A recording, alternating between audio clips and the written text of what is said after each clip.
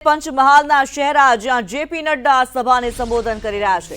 मेरे साथी, सबसे पहले जब मैं इस पवित्र धरती पर आया हूं तो मैं अपने मधेश्वर महादेव को याद करता हूं, नमन करता हूं।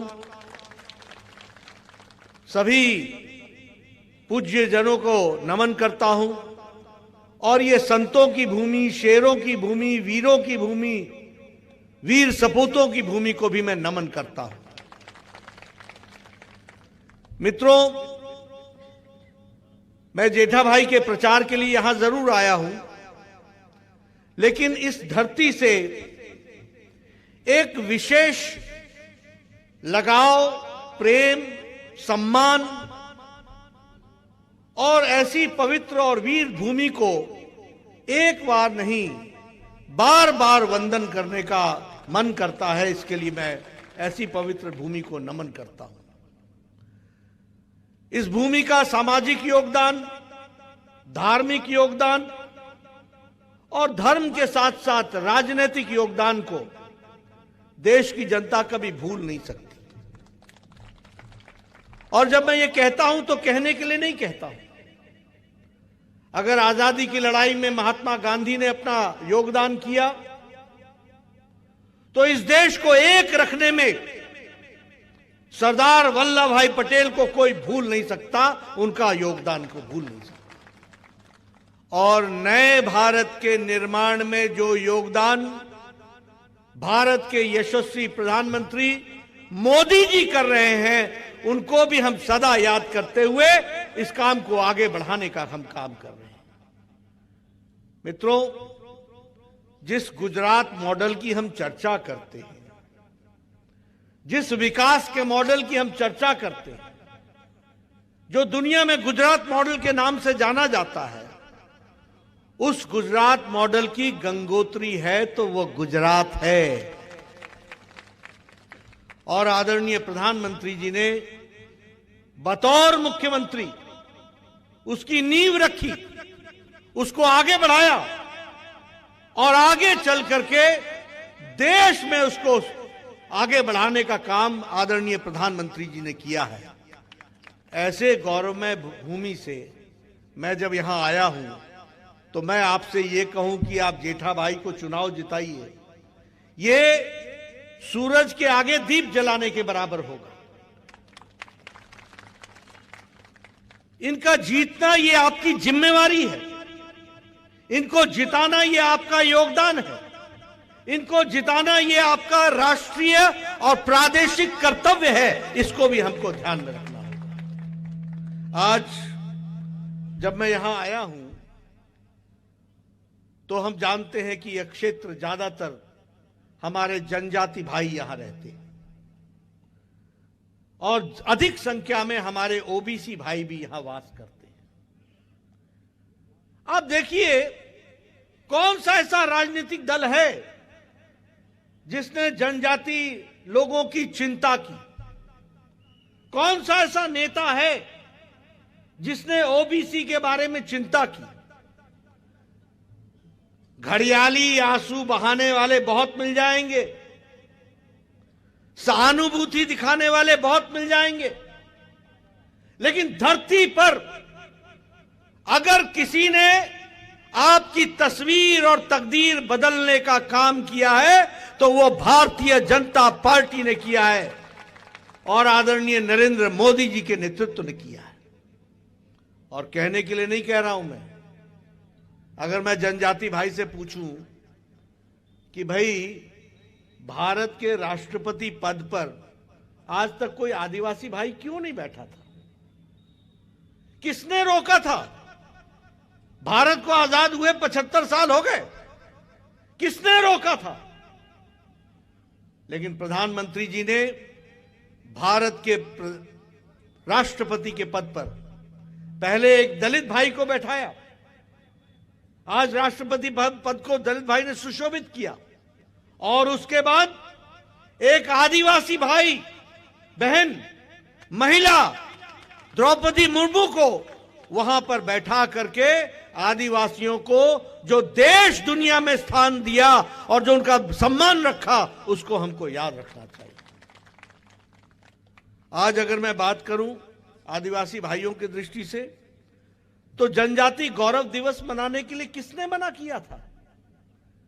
किसने कहा था कि आज दिन तक ट्राइबल वेलफेयर इंस्टीट्यूट नहीं बनना चाहिए?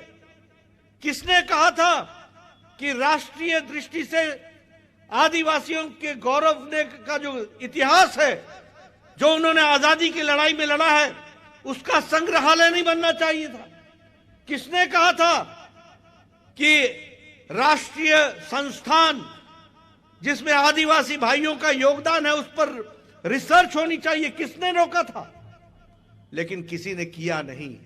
आज मुझे खुशी होती है ये कहते हुए कि प्रधानमंत्री मोदी जी ने जनजाति गौरव दिवस मना करके जनजातियों का गौरव बढ़ाया है। राष्ट्रीय जनजाति संस्थान बना करके जनजाति भाइयों की दृष्टि से किया गया योगदान, उसको आगे बढ़ाने का काम किया है। और 27 ऐसे संगठन क्षेत्रवार बनाए हैं जो राजनीतिक दृष्टि से, जो हमारे जनजाति भाइयों ने जो आजादी की लड़ाई में योगदान किया है, उसको संग्रह करके देश के सामने रखना, ये हमारी जिम्मेवारी बनती है। अगर मैं ओबीसी भाइयों की बात करूं तो लोगों ने घड़ियाली आंसू बहाए। कांग्रेस पार्टी ने ओबीसी भाइयों के साथ हमेशा राजनीति की, कमीशन पे कमीशन बैठाए, लेकिन नतीजा कहीं नहीं पहुंचा। लेकिन हमको ये जानकर खुशी होगी कि अगर ओबीसी कमीशन को संवैधानिक दर्जा किसी ने दिया तो वो नरेंद्र मोदी जी ने संवैधानिक दर्जा दिया। हम लोगों के पास एप्लीकेशन आती थी कि इसका किडनी का ऑपरेशन होना है, इसके 4 लाख रुपए लगेंगे, गरीब आदमी है, ये मर जाएगा, इसकी जीवन लीला समाप्त हो जाएगी, इसकी चिंता करो। कोई आता था कहता था इसका लीवर का ऑपरेशन होना है, गरीब आदमी है, इसकी जीवन लीला समाप्त हो जाएगी, इसकी चिंता करो। और मैं स्वास्थ्य मंत्री होने के बावजूद भी कहता था तुम्हारी जरूरत 2 लाख की है, मैं 1 लाख की व्यवस्था करता हूं, एक कहीं से तुम अपनी व्यवस्था करो। दिल को दुख होता था कि आधा पैसा देकर के उसका जीवन में कैसे बचाऊंगा, वो दिया ना दिया बराबर है। लेकिन प्रधानमंत्री मोदी जी ने मुझे देश का स्वास्थ्य मंत्री बनने का मौका दिया और उन्होंने कहा, नड्डा जी आप गरीबों के लिए कुछ बड़ा सोचो, आम आदमी के लिए बड़ा सोचो। और उन्होंने मेरे को सोच करके बताया कि गरीब आदमी का इलाज मुफ्त होना चाहिए, इसकी चिंता करो। आज मैं गौरव के साथ कह सकता हूं कि उन्होंने आयुष्मान भारत की स्कीम शुरू की और आयुष्मान भारत 10 करोड़ 74 लाख परिवारों को, यानी 50 करोड़ लोग और 50 करोड़ गरीब लोग। कौन है वो गरीब लोग? रेडी वाला, फेड़ी वाला, रिक्शा वाला, ठेले वाला, सब्जी वाला, बाल काटने वाला, कूड़ेदान से प्लास्टिक इकट्ठा करने वाला, बस का ड्राइवर, बस का कंडक्टर, बस का क्लीनर, ट्रक का क्लीनर, ट्रक का ड्राइवर, ऐसे गरीब 50 करोड़ लोगों को 5 लाख रुपए का सालाना हेल्थ कवर दिया गया, सालाना। और 5 करोड़ और 50 करोड़ का मतलब मालूम है आपको? सारी अमेरिका की जनसंख्या, सारी कनाडा की जनसंख्या, सारी मैक्सिको की जनसंख्या, ये सारी मिला लो तो भारत का आयुष्मान भारत बनता है। ये हमको याद रखना चाहिए। और ये 5 लाख आपको सालाना दिया गया। सालाना का मतलब ये कि अगर आपके परिवार में 2020-21 में 5 लाख रुपए खर्च हो गया तो 2021-22 में आपको फिर से 5 लाख रुपए आपके लिए खड़ा है। ये आपको उसमें बताना चाहूंगा। और उसी के साथ साथ डबल इंजन की सरकार, और डबल इंजन की सरकार में मुख्यमंत्री अमृत योजना में 41 लाख लोगों को और जोड़ा गया, 41 लाख लोगों को। यानी गुजरात में अगर देखा जाए तो कोई भी गरीब आदमी आयुष्मान भारत और मुख्यमंत्री अमृत योजना से बाहर नहीं रह गया, उसके इलाज की व्यवस्था कर दी गई है। यह हमको ध्यान में रखना चाहिए। अगर मैं बात करूं जन औषधि की, तो जन औषधि के केंद्र देश भर में 522 खुले हैं। देश भर में, गुजरात में 522 जन औषधि केंद्र खुले हैं। किसी को ब्लड प्रेशर की दवा देनी है, वो सारी जिंदगी उसको खाना है। किसी को डायबिटीज की दवा देनी है, उसको सारी जिंदगी खाना है। अगर किसी को हार्ट की दवा देनी है, उसको सारी जिंदगी खाना है। वो गरीब आदमी है, उसके लिए जन औषधि केंद्र खोला गया है। और जन औषधि केंद्र में अगर महीने का खर्चा 2000 रुपए आता था, तो आज उसका खर्चा दवाई का 350 और 400 रुपए आता है जन औषधि केंद्र के कारण। उसी तरीके से स्वास्थ्य की दृष्टि से देखा जाए तो all India institute of medical sciences खोला। कांग्रेस ने, जवाहरलाल नेहरू ने एक all India institute of medical sciences खोला था। अटल जी ने छोटी सी अवधि में 6 medical college, all India institute of medical sciences खोले।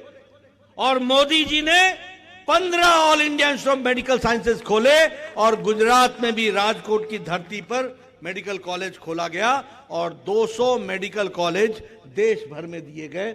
और मुझे खुशी है कि गोधरा को भी एक मेडिकल कॉलेज दिया गया है और उसकी जमीन की शिनाख्त हो रही है, उसका भी काम शुरू हो जाएगा, यह मुझे बताया गया है। मित्रों, अगर मैं बात करूं वैक्सीन की, मैं देख रहा हूं यहां आप सब लोग बैठे हुए हैं अभी, और सब लोग इसमें कोई भी, किसी ने भी मास्क नहीं लगाया। कोई लगाया किसी ने मास्क? और सब बड़े नजदीक नजदीक बैठे हैं। यहां अमेरिका का राष्ट्रपति भी मास्क लगा के जाता है।